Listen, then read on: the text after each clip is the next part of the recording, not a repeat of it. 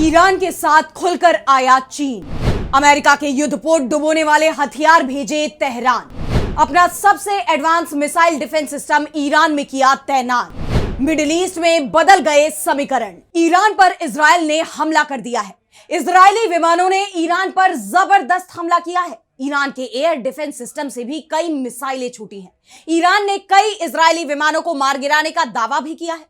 वैसे अमेरिका के राष्ट्रपति डोनाल्ड ट्रंप ने पहले ही संकेत दे दिए थे कि अब जंग होने वाली है, और ट्रंप का बयान आने के कुछ ही देर बाद इजराइल ने ईरान पर हमला बोल दिया, और यह माना जा रहा है कि कभी भी अमेरिका भी इसमें शामिल हो जाएगा। दरअसल ट्रंप ने जेनेवा में हुई बातचीत को फेल बताया था। यह भी कहा था कि ईरान फिर से परमाणु हथियार बनाने में जुट गया है, हम उसे परमाणु हथियार नहीं बनाने देंगे। अब आप समझ सकते हैं कि अमेरिका की रणनीति क्या है। लेकिन क्या ईरान पर अमेरिका का हमला उसकी सबसे बड़ी भूल साबित होने वाली है? क्योंकि जंग से पहले ही ईरान ने पूरा खेल पलटने की तैयारी कर ली थी। ईरान को इसमें चीन की पूरी मदद भी मिली। अभी हाल ही में चीन ने अमेरिका को धमकी दी थी कि अगर उसने ईरान पर हमला किया तो अमेरिका के हथियारों का प्रोडक्शन वो रोक देगा, क्योंकि उसके लिए जिस मटेरियल्स की जरूरत होती है वो चीन ही अमेरिका को सप्लाई करता है। और अब अमेरिका अपने जिन एयरक्राफ्ट कैरियर को लेकर ईरान को धमका रहा था, चीन ने उसे डुबोने वाला हथियार भी ईरान को सौंप दिया है। तो कैसे मिडिल ईस्ट में पलट रही है बाजी, इसी पर आज हम अपनी स्पेशल रिपोर्ट में करेंगे बात। नमस्कार, मैं आराधना। तो शुरू करते हैं हमारी एक खास रिपोर्ट और बात करते हैं मिडिल ईस्ट में छिड़ी जंग की।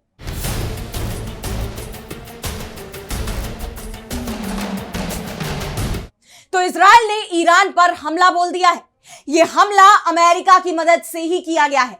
जंग पहले से तय मानी जा रही थी और इसी के चलते ईरान ने भी तेजी से हथियारों का जखीरा जोड़ना शुरू कर दिया। इसमें रूस और चीन की तरफ से उसे खुलकर मदद की जा रही है। रूस तो इस वक्त खुद ही यूक्रेन से जंग लड़ रहा है, फिर भी वो ईरान को हथियारों की सप्लाई कर रहा है। वहीं दूसरी तरफ चीन यहां दो तरफा फायदा देख रहा है। एक तो ईरान को हथियारों की सप्लाई कर बदले में उसका सस्ता तेल चीन खरीद रहा है, और दूसरा जंग होने पर वो अपने हथियारों की टेस्टिंग भी करने की तैयारी में है, क्योंकि चीन इस वक्त खुद भी अमेरिका से भिड़ने की तैयारी कर रहा है। उसे इस बात का एहसास है कि जब वो ताइवान पर सैन्य कार्रवाई करेगा तो अमेरिका के प्रतिरोध का उसे सामना करना पड़ सकता है। इसीलिए अमेरिकी हथियारों के सामने अपने हथियारों के प्रदर्शन को वो पहले ही जांच लेना चाहता है, और इसके लिए टेस्टिंग ग्राउंड बनेगा अमेरिका, ईरान और इजराइल के बीच की ये जंग। ऐसे में जब अमेरिका ने मिडिल ईस्ट में अपना सैन्य जमावड़ा किया तो चीन ने भी यहां भारी संख्या में अपने हथियार भेज दिए। इस मामले का खुलासा करते हुए मिडिल ईस्ट IMEE की तरफ से दावा किया गया है कि चीन अपनी DF-17 मिसाइल ईरान को दे रहा है। कुछ सोर्स तो यह भी दावा कर रहे हैं कि यह मिसाइल चीन ने ईरान को सौंप दी है। बात अगर DF-17 मिसाइल की करें तो यह पारंपरिक वॉरहेड के साथ परमाणु वॉरहेड भी ले जा सकती है। इसकी मारक क्षमता 1800 से 2500 किलोमीटर के बीच है, जबकि इसकी स्पीड मैक 5 से मैक 10 यानी आवाज की स्पीड से 5 से 10 गुना तेज है। यानी मिसाइल हाइपरसोनिक स्पीड से अपने टारगेट पर हमला करती है। इस मिसाइल की क्षमता हाइपरसोनिक ग्लाइड व्हीकल यानी HGV से लैस है, जिसका मतलब यह हुआ कि इसे वायुमंडल में प्रवेश करने के बाद अपना रास्ता बदलने और दुश्मन के रडार से बचने की क्षमता मिल जाती है। अब सवाल ये उठ रहे हैं कि जंग शुरू होते ही DF-17 मिसाइल की जरूरत आखिर ईरान को क्यों पड़ गई? तो इसका जवाब भी अमेरिका के अंदर से ही आ रहा है, क्योंकि ईरान के पास कई घातक मिसाइलें हैं, लेकिन उसकी एक भी मिसाइल परमाणु बम नहीं ले जा सकती। परमाणु बम के लिए मिसाइलों में जिस वॉरहेड की जरूरत होती है, अभी ईरान उसका निर्माण नहीं करता है। अमेरिका के राष्ट्रपति डोनाल्ड ट्रंप का कहना है कि ईरान दोबारा परमाणु बम बना रहा है। पिछले महीने यह खबर सामने आई थी कि ईरान परमाणु बम बनाने से सिर्फ 1 सप्ताह की दूरी पर है। पिछले दिनों ईरान में भूकंप के झटके भी महसूस किए गए हैं, जिसके बाद दावे तो यहां तक किए गए कि शायद ईरान ने परमाणु बम का परीक्षण किया है। इन सभी को जोड़कर देखें तो सवाल ये उठ रहे हैं कि क्या ईरान ने चीन से जो DF-17 मिसाइल खरीदी है, क्या वो मिसाइलें इजराइल पर परमाणु बम गिराने के लिए तो नहीं खरीदी गई? क्योंकि ये बात तो तय है कि अगर जंग में ईरान को बहुत ज्यादा नुकसान होता है तो वो इजराइल पर परमाणु बम से भी हमला कर सकता है, और इसी के लिए उसने चीन से DF-17 मिसाइल मांगी है। खबर यह आ रही है कि चीन ने ईरान को अपनी DF-17 मिसाइल सौंप दी है, लेकिन इस सौदे को अभी के लिए गुप्त रखा गया है। और इसका कारण भी है क्योंकि मिसाइल टेक्नोलॉजी कंट्रोल रिजीम यानी एमटीसीआर के सख्त दिशा निर्देश है कि कोई भी देश उन देशों को ऐसी मिसाइल टेक्नोलॉजी नहीं दे सकता जिसकी मारक क्षमता 300 किलोमीटर से ज्यादा है।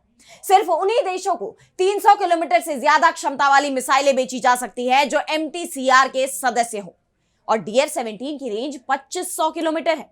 इसलिए चीन इसे ईरान को नहीं बेच सकता क्योंकि ना तो ईरान और ना ही चीन एमटीसीआर के सदस्य हैं। अब आप एमटीसीआर के सख्त नियंत्रण को इसी बात से समझ सकते हैं कि रूस ने भारत और चीन दोनों को अपना S-400 सौंपा है। इसकी आधिकारिक जानकारी भी उसने सार्वजनिक की है, लेकिन चीन को रूस ने जो S-400 दिया है उसके साथ उसने 40 N-6E मिसाइल की सप्लाई नहीं की, और इस कैटेगरी की मिसाइल को फायर करने वाला कंट्रोल सिस्टम भी चीन को नहीं दिया है। S-400 की 40 N-6E मिसाइल की क्षमता 400 किलोमीटर तक मार करने वाली है।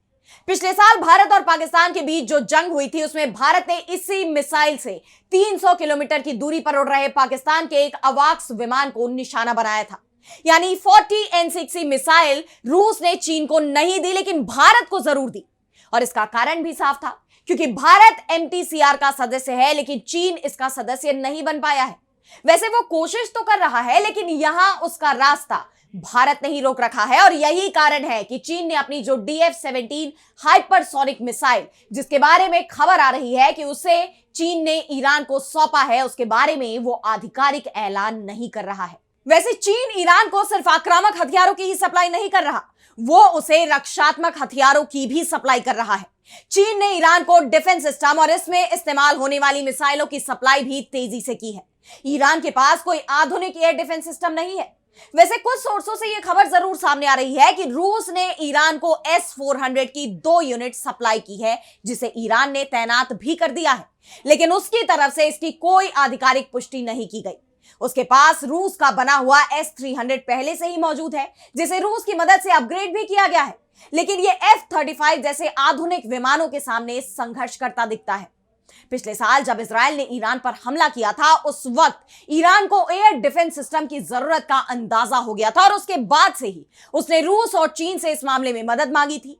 अब रूस से ईरान को S-400 मिले हैं या नहीं इसे लेकर साफ तौर पर किसी ने कुछ नहीं कहा है, लेकिन अमेरिकी खुफिया एजेंसी की तरफ से यह जरूर कहा गया कि ईरान के पास इस वक्त S-400 डिफेंस सिस्टम मौजूद है। और अब खबर यह आ रही है कि चीन ने भी अपना आधुनिक air defence system HQ-16 Iran को भेज दिया है। इस एयर डिफेंस सिस्टम की 3 यूनिट तेहरान पहुंच चुकी है। ईरान को HQ-16 डिफेंस सिस्टम चीन ने दिया है जिसकी रेंज 160 किलोमीटर तक बताई जाती है। यह सिस्टम L बैंड और S band passive phased array radar लगा हुआ है। स्टील्थ फाइटर प्लेन को भी यह ट्रैक कर सकता है। इसका रडार 160 किलोमीटर की दूरी से 144 लक्ष्यों को पहचान सकता है और 48 को एक साथ ट्रैक कर सकता है। और सबसे बड़ी बात, इसे 6x6 हाई मोबिलिटी ट्रक पर तैनात किया जा सकता है जिसके चलते इसे युद्ध क्षेत्र में कहीं भी आसानी से ले जाया जा सकता है। MEE का दावा है कि जून के बाद से ही चीन की तरफ से ईरान को एयर डिफेंस सिस्टम की बैटरी और इसकी मिसाइलों की सप्लाई शुरू हो गई थी, और पिछले 10 दिनों में इसमें काफी तेजी आई है। ऐसे में एक बात तो साफ है कि अब जो जंग शुरू हो रही है उसमें अमेरिका और इजराइल को बड़ा नुकसान होना तय है। फिलहाल आज स्पेशल रिपोर्ट में इतना ही। कैसे लगी आपको ये रिपोर्ट हमें कमेंट सेक्शन बताइए, और अगर आपको ये रिपोर्ट पसंद आई तो वीडियो को लाइक करना ना भूलें और चैनल को सब्सक्राइब कर लें। इसी के साथ अब मुझे दीजिए इजाजत, और देश दुनिया की तमाम बड़ी खबरों के लिए आप देखते रहिए DB लाइव। नमस्कार।